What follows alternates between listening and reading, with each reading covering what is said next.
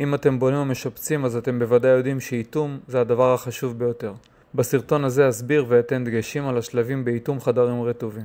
אחרי הנחת התשתיות בחדר הרחצה ולפני שנתחיל באיתום, אנו ננקה טוב את חדר הרחצה ונבטן את כל הצנרות שברצפה וניצור רולקות בכל המפגשים של הרצפה עם הקיר, וזאת באמצעות בטון מחוזק בלטקס בעובי מינימלי של 1.5 סנטימטר בכדי לתת חוזק וקשיחות לבטון. את הקירות ניישר בטיח צמנטי ולאחר מכן נשפיר את כל הבטון במשך 3 ימים.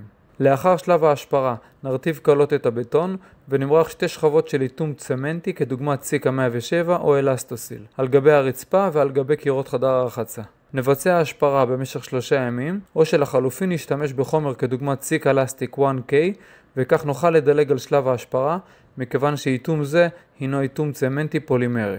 לאחר מכן נבצע שכבת איתום ביטומני כדוגמת A12 או סיקה איגופלקס 301 על גבי הרצפה ועל גבי הרולקות, כ2 סנטימטר מעל גובה פני הריצוף העתידיים. לאחר ייבוש מלא נבצע בדיקת הצפה למשך 72 שעות ולאחר סילוק וייבוש המים נפרוס יריית בד גיאוטכני או חול על מנת להגן על שכבת האיתום, נמלא במצע לריצוף ואפשר להתחיל בעבודת הריצוף בראש שקט ובטוח. בהצלחה.